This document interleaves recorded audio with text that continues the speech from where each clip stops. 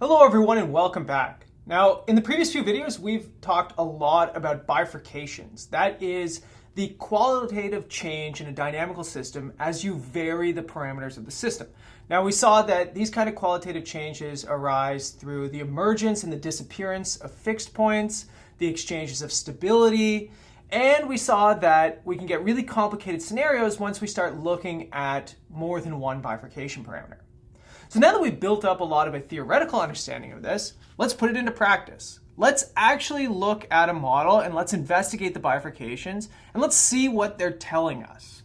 And in particular, the model that I would like to look at in this video lecture is a relatively simple model that was derived in 1978.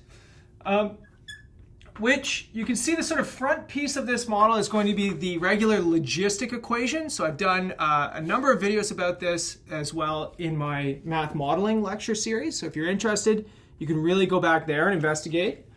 But we also have this P of n term that's sort of tacked on the end.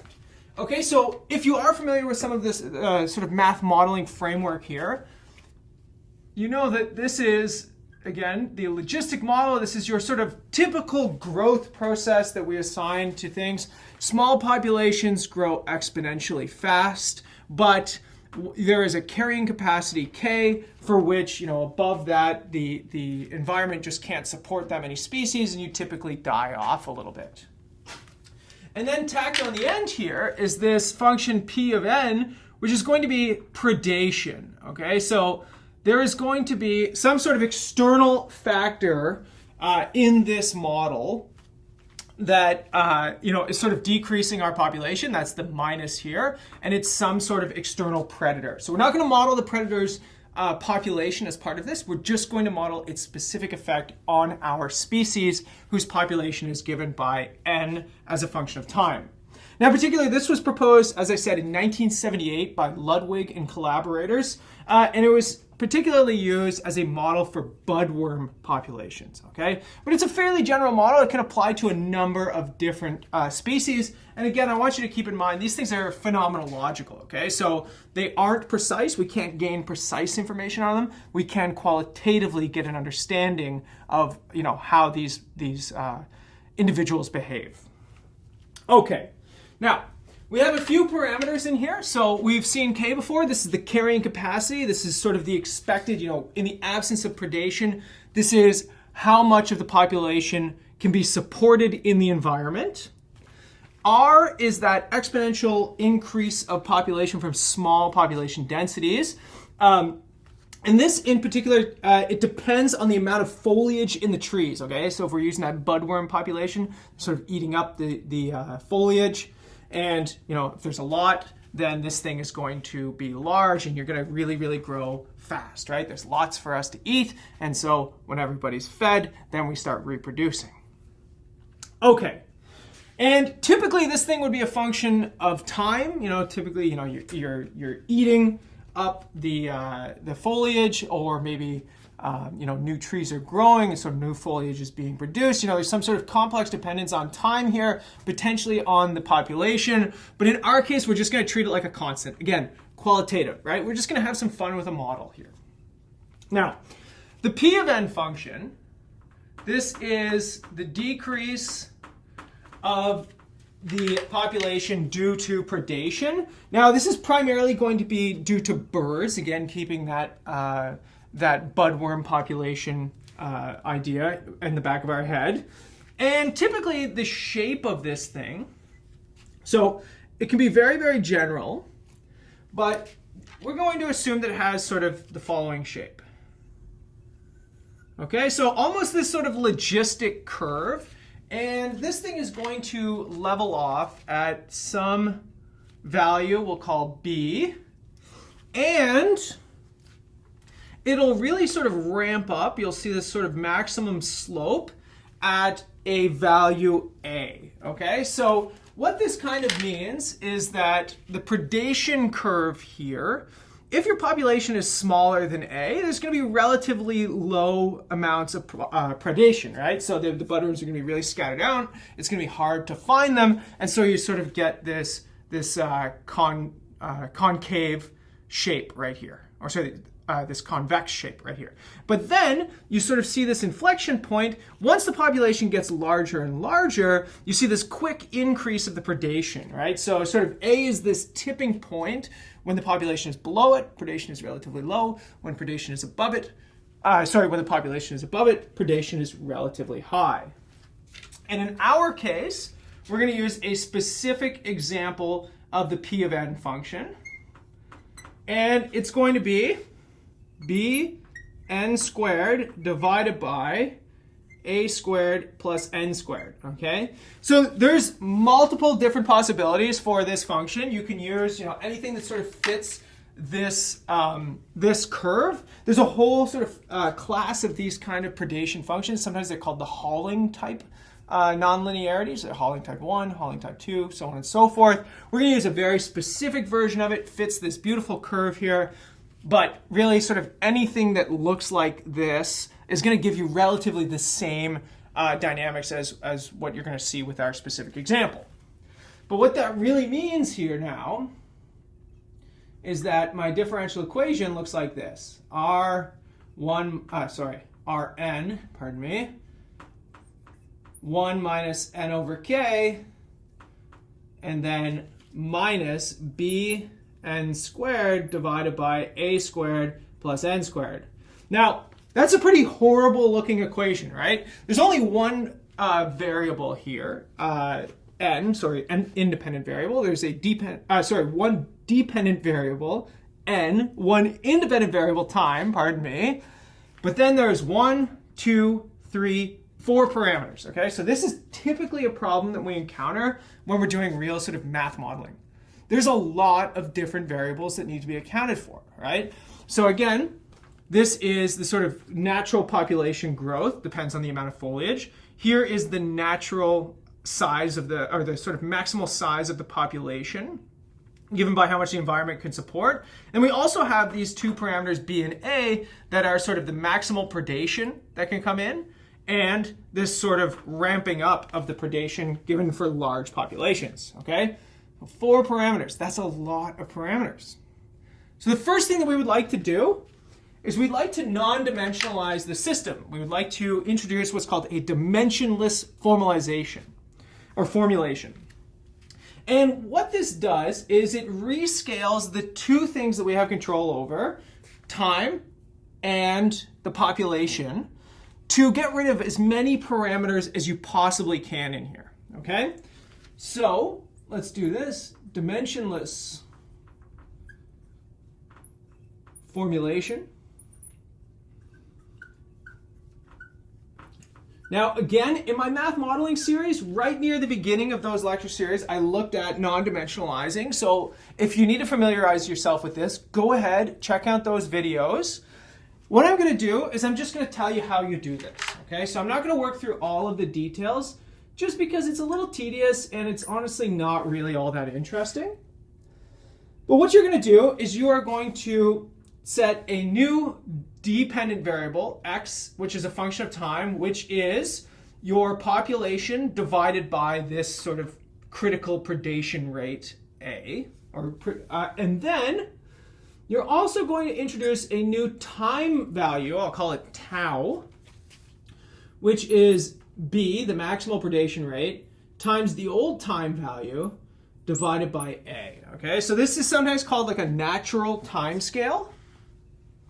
And in this case now, what you get is a new model for x, which is going to look like this, okay? It's going to be little r x times 1 minus x over little k. I'll explain what those are in a moment.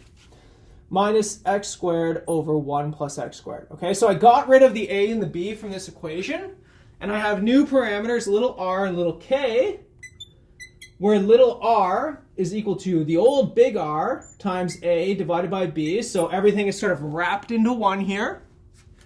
And little k is equal to the old capital K divided by a. Okay, so you should be really careful with this, right? The new parameters, there's only 2 of them in my model, little r and little k. but they depend on the old parameters, right? So if we change b, we're changing little r. If we change a, we're changing little r and little k, right? So you have to be very, very, very careful with what's happening here. This, for me, is wonderful as a mathematician because it's much easier to work with.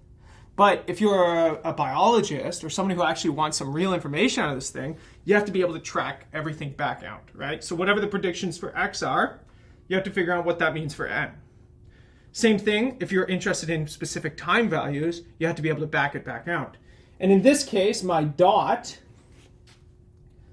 is actually a derivative with respect to tau now, right? So I've rescaled time, and my new time variable is tau. So if you don't like this, if it makes you a little uneasy, if you want to keep in mind that tau is now the independent variable, you could also write dx d tau is equal to this. Still a dynamical system, we can still have a whole lot of fun. So what's the first step? Well, we always start with the same thing. Fixed points, right? They're the most important piece of any one-dimensional dynamical system. So the question is, what are the fixed points now? So fixed points. All right. So that thing is very, very ugly, right? Let's try and simplify this as much as possible. Let's make our lives a little bit easier. So solving for the fixed points means setting this thing equal to 0, which means that Rx times 1 minus x over k is equal to x squared over 1 plus x squared. Just carried this thing over. I set the time part equal to 0. And now, let's take a look at this. There's one obvious solution. I have a factor of x in this. So this tells me that either x is equal to 0 or r times 1 minus x over k is equal to x over 1 plus x squared. All right, so x equal to 0, this is what's called the extinction state. There are no budworms. When x is 0, n has to be 0 as well. There is no budworm population. So extinction is not really that interesting to me unless it's a stable fixed point, unless the population is heading towards it. But I'm more sort of interested in what the other steady states or the fixed points of this thing look like. So how do we figure out what they are? I have two parameters here, and this is an intersection of curves, right? So we can use a little bit of that calculus intuition. We actually have two possibilities. The first one here, let's draw this function first. So this guy is a relatively nice little function. It doesn't depend on any parameters. This is x over 1 plus x squared, right? Now, this thing is just a line. And in fact, it goes through k on the horizontal axis and r on the vertical axis. So let's look at one possibility for this. It looks like that. Okay, so this is r times 1 minus x over k. So this is the value k. This is the value r. And we can see right here that there is one fixed point, a unique fixed point here. Okay, so let's write that. One fixed point. I don't know exactly what the values of r and k for this thing are for this thing, but as long as they're positive, it's going to intersect somewhere. Okay? So, what else? Is there another possibility for this? Well, you can imagine, the two pieces of freedom that you have here are r, so you can drag it up and down, and k, you can drag it left and right. So let's imagine we fix k and we just pull r up. What happens? This fixed point just sort of follows up like this. Okay, so maybe not that interesting just yet, but let's hold this r fixed and let's pull k way out. So I'm still going to sort of keep an intersection here, but eventually this thing is going to hit the curve in potentially two other places. So there's another possibility here. The other possibility is that I get these other intersections, okay? So I still have this curve, x over 1 plus x squared. And then my function still goes through r, still goes through k.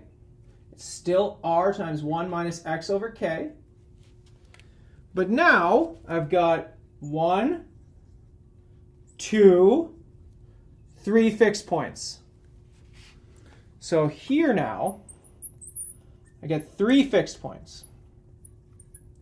So this is very similar to what we did in the previous video when we looked at that cusp bifurcation, right? That imperfect bifurcation.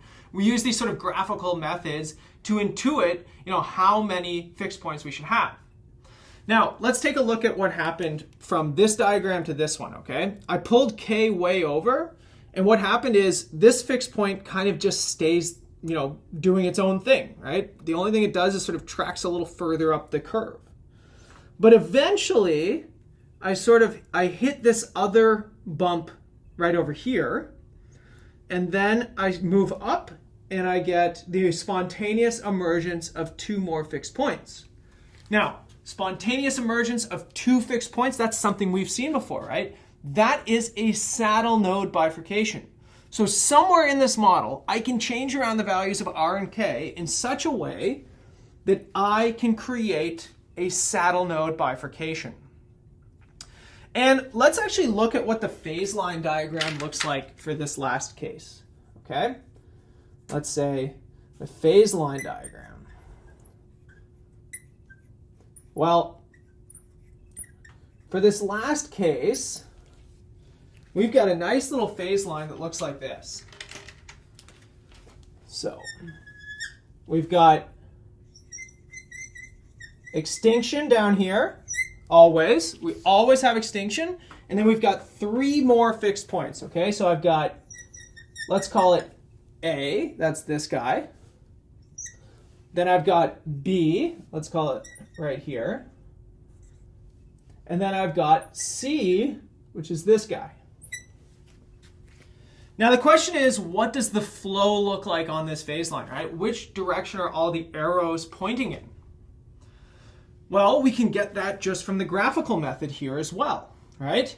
So in this case, the line, r times 1 minus x over k, is above the curve x over 1 plus x squared. So when I subtract them, I subtract this thing from that one, it's positive. Multiplying through by x doesn't matter, so that tells me that this differential equation is positive from 0 up to the first intersection. Now the order flips, the curve is on top of the line, so that means that I have flipped the direction of flow. Now the line's back on top, so direction of flow flips again. And finally, the curve is back on top of the line, so I get this. Now check this out.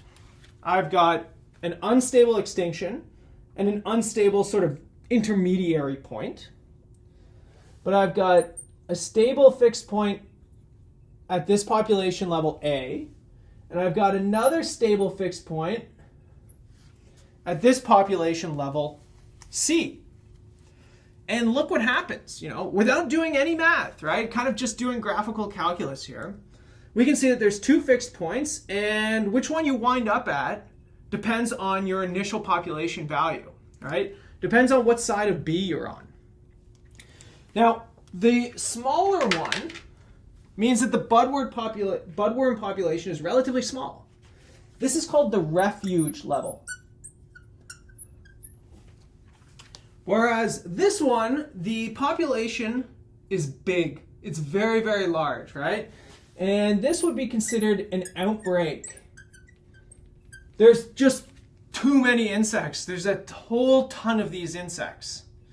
And so what we would like to do is we'd like to potentially manipulate the parameters of the system to sort of drive it towards a refuge level as opposed to an outbreak where you just have like too many budworms.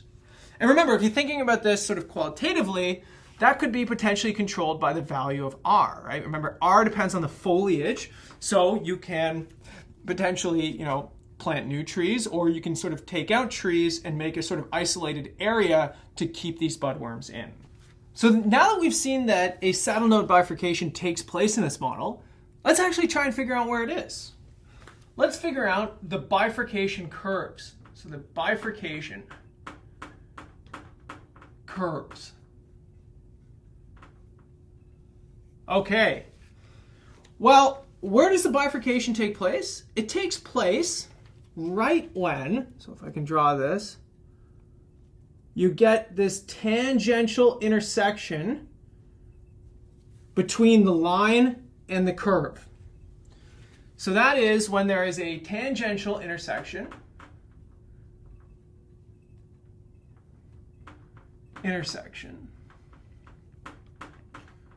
between r times 1 minus x over k and x over 1 plus x squared, right? So we've seen this idea of tangential intersections come up over and over and over again, right? This is the intersection condition, and then that means that we also have to have the tangential condition, which is when the derivatives are equal. So the derivative of this thing is negative r over k. The derivative of this thing is 1 minus x squared divided by 1 plus x squared squared. So it's pretty ugly.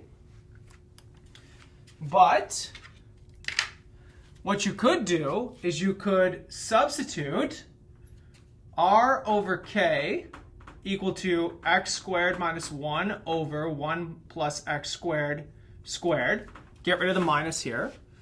That is in the logistic equation, right? It's right there. So when I sort of multiply this in, I have an r over k right here.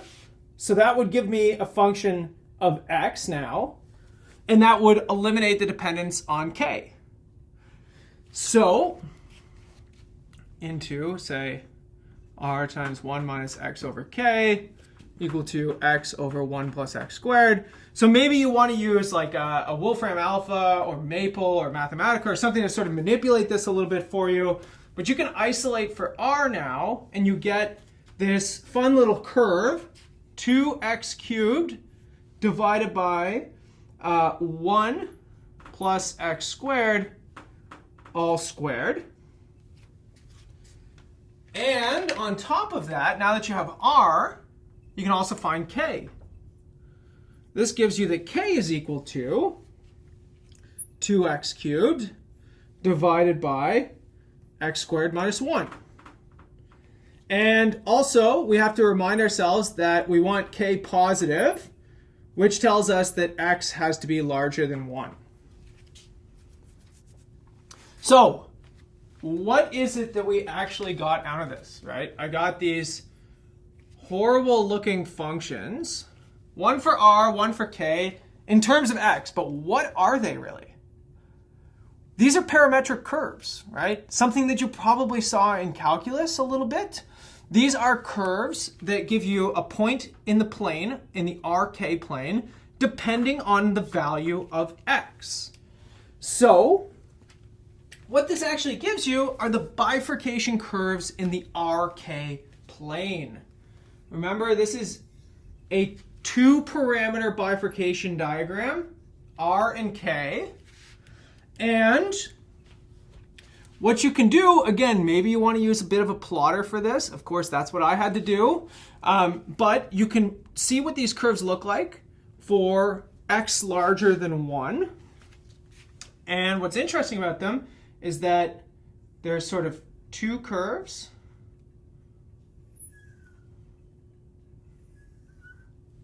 Sort of look kind of like this. They come together at a single point in space. And inside of these curves, you have bistability. That is 2 stable fixed points, A and C. So that's when you have this picture right here. So let's just call that case 2 if you want right here.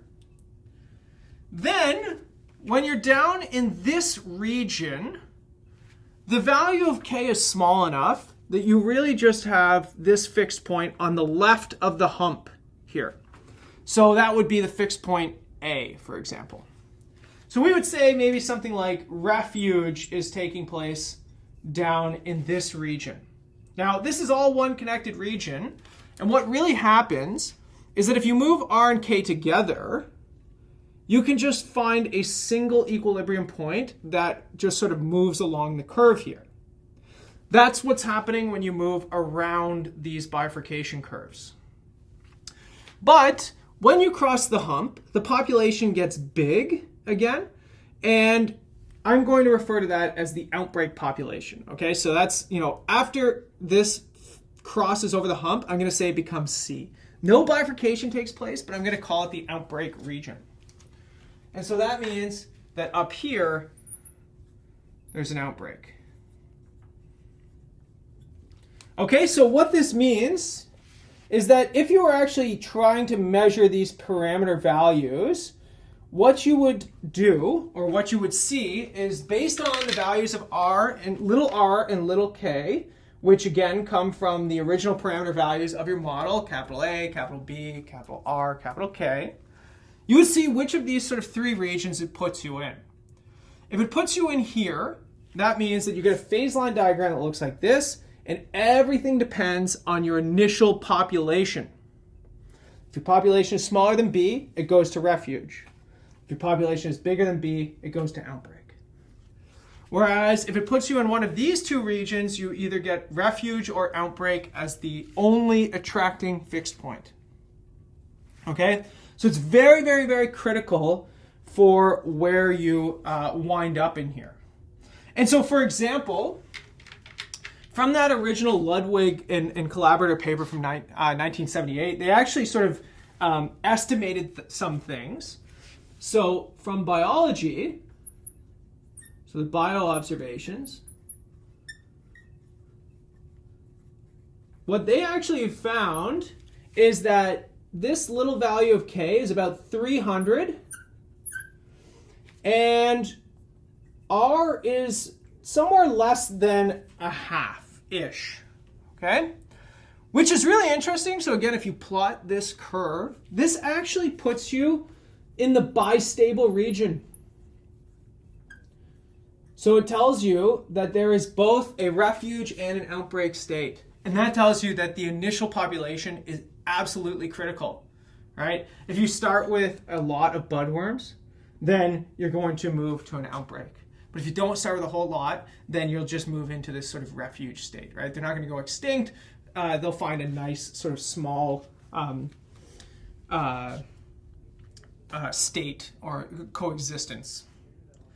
What was also noticed is that a mature forest has, again, still this sort of K of about 300, but its R value gets up closer to 1, which is interesting here because basically what that does is it pulls you above this curve and moves you into outbreak. So for a young forest, you've got R less than about 1/2. You're in the bistable region. But as that forest gets older and older and older and starts to mature, the value of R starts to pull you up to the outbreak. And so then you get this budworm population that goes completely out of control. Now, again, this is sort of phenomenological, right? So I don't want you to read too much into it. What I do want you to read a lot into is how we got the results. Not a whole lot, right? A little bit of calculus, some derivatives, a little bit of sketching, but mostly intuition. A lot of geometry and a lot of intuition. And that's a lot of what dynamical systems is about, right? It's less plug and chug mathematics. It's more a conceptual understanding of what's going on and being able to take that understanding off of the page and translate it into useful information for the person that needs it. All right, when we come back in the next video, we're going to start looking at a whole different type of one-dimensional dynamical system. And that is flows on the circle. So I'll see you in the next video.